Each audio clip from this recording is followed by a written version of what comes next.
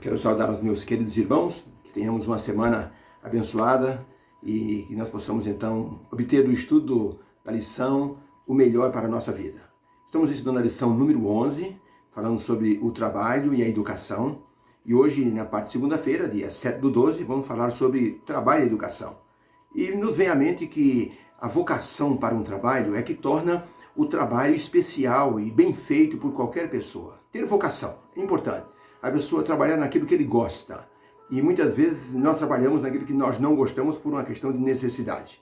Então, durante muitos anos, a gente às vezes luta, até que descobre, puxa, não é isso que eu queria fazer.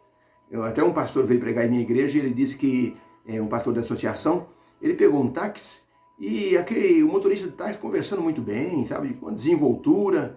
E o pastor disse para o motorista de táxi, o senhor é motorista de táxi mesmo? Ele disse, não, na verdade eu sou ginecologista. Meu pai era ginecologista e me fez estudar ginecologia e eu odeio essa profissão.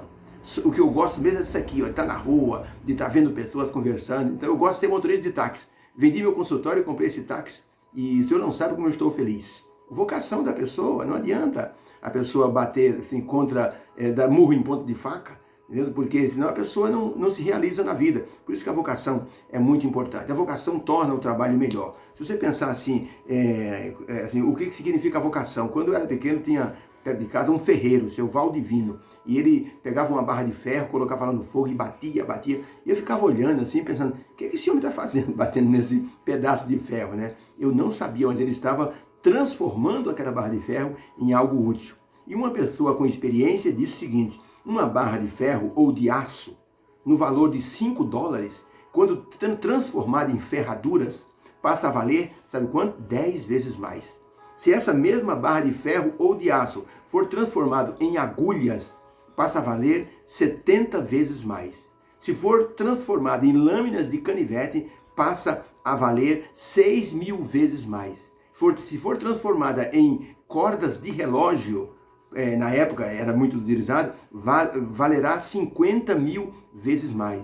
Sabe por quê? Porque os processos que a pobre barra de ferro de aço vai passar, vai tornando-a cada vez mais valiosa. Quanto mais ela é manipulada, quanto mais ela é golpeada, introduzida no fogo e batida, prensada e polida, maior será o seu valor.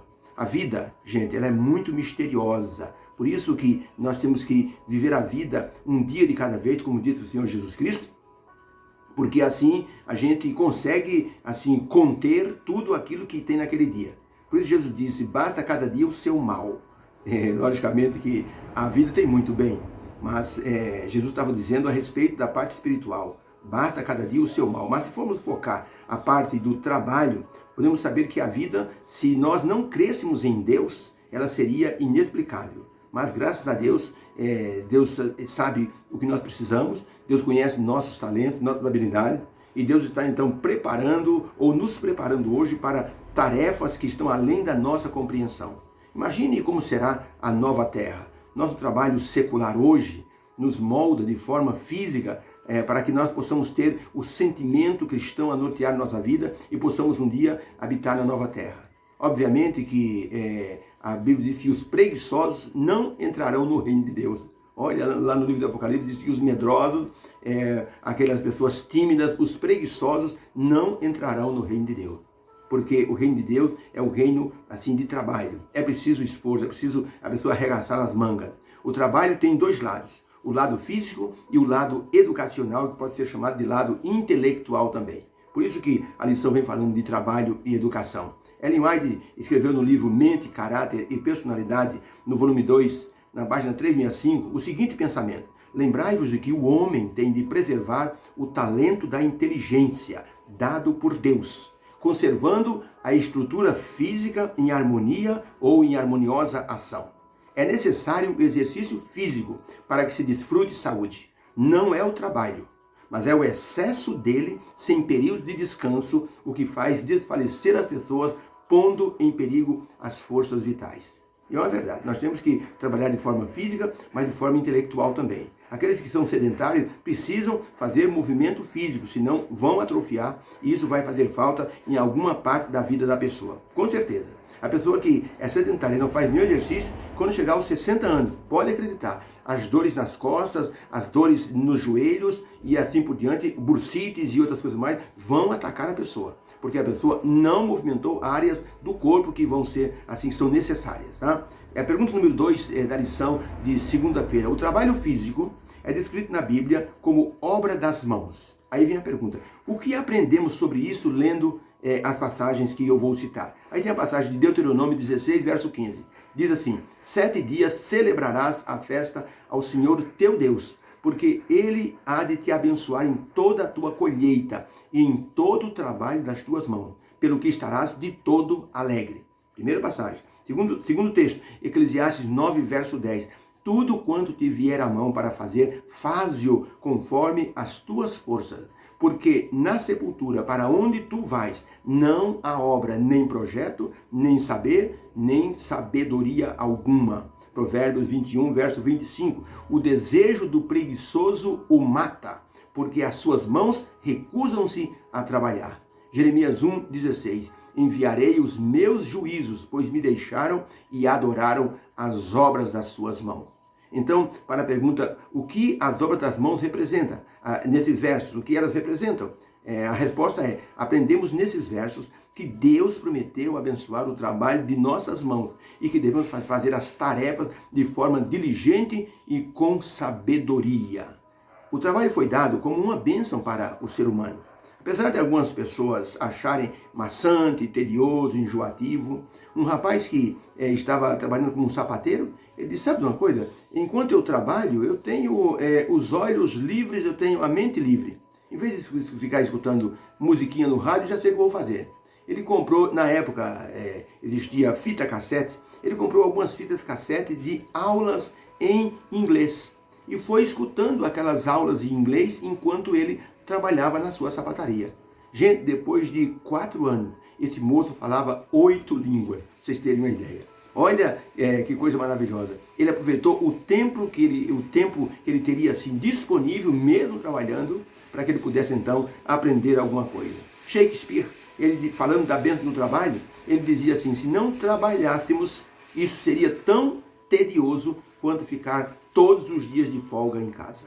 O trabalho na dose certa cria as condições físicas e intelectuais para a boa saúde e o desenvolvimento do nosso corpo como organismo vivo.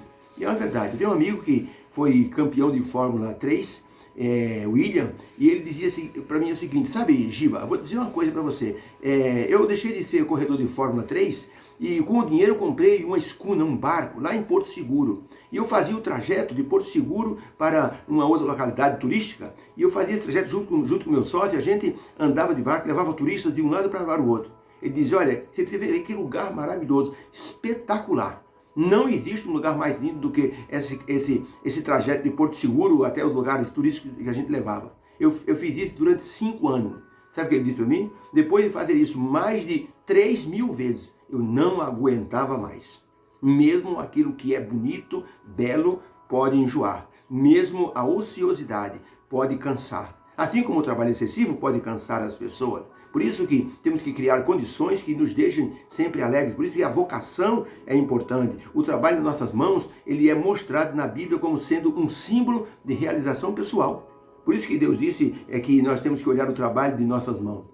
Outro texto de Ellen White, em Meditações Matinais, 1992, página 313. Ela diz o seguinte, o que quer que nossas mãos encontrem para fazer, devemos fazê-lo com fidelidade. Seja qual for o sacrifício que sejamos chamados a fazer, devemos fazê-lo alegremente. Isso produz um trabalho assim de qualidade espetacular.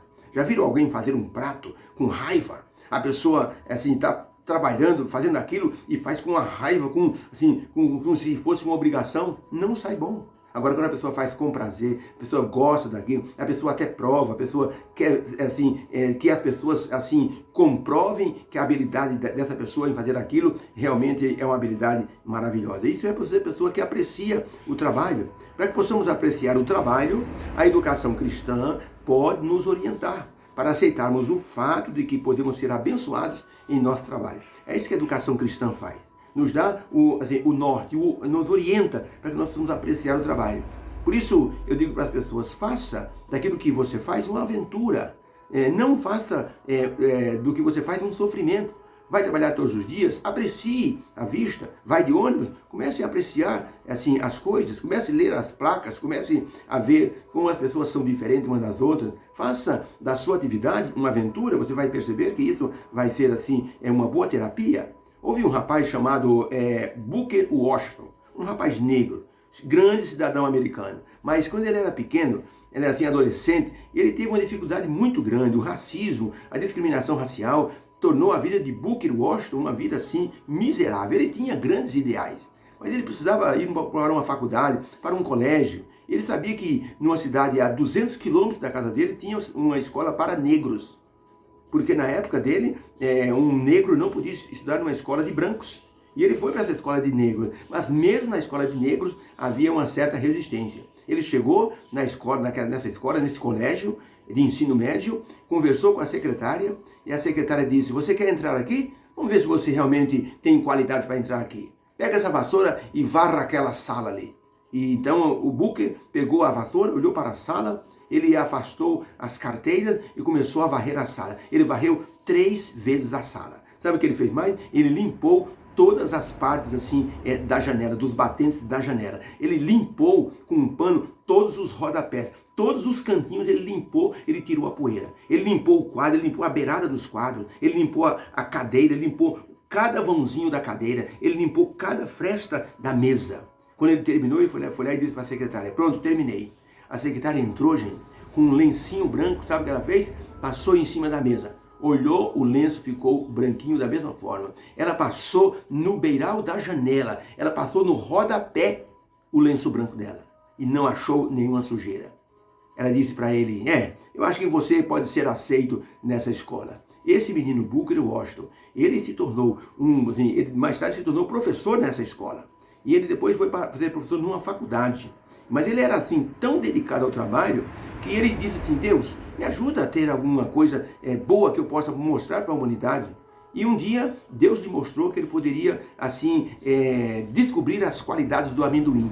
Ele descobriu 280 qualidades para o uso do amendoim. Foi o primeiro negro a comparecer ao Congresso americano para discursar sobre as qualidades do amendoim.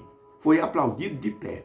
Booker Washington. Pode procurar a história dele na internet, você vai ficar impressionado. Gente, quando nós fazemos as coisas com perfeição, como para Deus e não para os homens, como dizia o apóstolo Paulo, façais as coisas como para Deus, para o Senhor e não para os homens. O sábio Salomão dizia, vede um homem perito no seu trabalho, perante os reis será colocado e não perante a plebe. Isso é importante. Provérbios 22, verso 29. Você tem feito tudo com perfeição? Deus está vendo tudo que você está fazendo, se é com perfeição ou não. Nunca se esqueça disso. Deus está vendo como você faz o seu trabalho. Faça as coisas com perfeição, faça as coisas com alegria, com vocação, descubra a sua vocação. E se não for a sua vocação, mesmo assim, como disse Ellen White, faça com sacrifício para mostrar que Jesus opera em nossa vida. Havia um engenheiro que ia se aposentar. Disse ao patrão, que era o dono de uma construtora, vou me aposentar, e dentro de 2 meses eu vou deixar o trabalho, patrão, já estou um pouco cansado, quero ver se eu arrumo uma casinha no interior com a minha esposa e quero viver lá o resto da minha vida. Já estou com 65 anos, já está bom, já fiz o melhor que pude por essa empresa. O patrão disse, escuta, eu queria só te pedir uma coisa, tem um projeto aqui, só você pode fazer, você tem a experiência necessária, me ajuda por favor. Olha, é a beira-mar, tem um terreno lá, vou te mostrar. Levou o engenheiro lá, disse, constrói essa casa, é a última que eu quero, uma casa com 4 cômodos, um banheiro, com uma varanda, tá? Com uma piscina na frente, você consegue, faz essa última obra para mim? O engenheiro disse, tá bom patrão, já que é a última obra, eu vou fazer. Mas o engenheiro estava cansado, gente. Esse homem era um homem espetacular, tinha boas qualidades no seu trabalho, mas aquela última obra deixou assim um pouco constrangido. Ele não queria dizer não ao patrão. Então ele relaxou um pouco. Ele comprou material de segunda, comprou, em vez de pegar a água ou comprar carros-pipas para fazer a massa, ele mandou os empregados pegar água do mar mesmo, que é um perigo para as construções. Com o tempo, o sal corrói assim, o ferro das armações e do concreto. Mas ele disse, eu vou terminar isso logo. Terminou, gente, em 1 mês a casa. O patrão ficou impressionado. Puxa vida, eu não sabia que você tinha essa qualidade não, rapaz. Olha, eu vou sentir muito perder você aqui no meu quadro de funcionário. Olha, eu quero dizer uma coisa para você. A casa ficou linda, maravilhosa. Eu queria que você soubesse de uma coisa. Está aqui a chave. Essa é a sua casa. Será a sua casa. É o meu presente para você. Uma casa à beira-mar. O engenheiro pasmou. Ficou surpreso. Olhou para as pessoas que trabalharam com ele. Ele havia usado material de segunda, usado água do mar. Gente, hoje existe essa casa nos Estados Unidos, é uma casa que está em ruína. No prazo de 2 anos, o sal corroeu todas as estruturas e a casa começou a ter rachaduras enormes. Está hoje como um monumento, assim, quando a pessoa não quer fazer as coisas de maneira assim com satisfação. Vamos fazer as coisas com satisfação. Por isso que nós temos a lição da educação e trabalho. A educação cristã nos faz fazer nosso trabalho de maneira plena, tanto para o Senhor como para os homens. Deus nos abençoe, possamos ter uma segunda-feira abençoada. Até mais. Amém.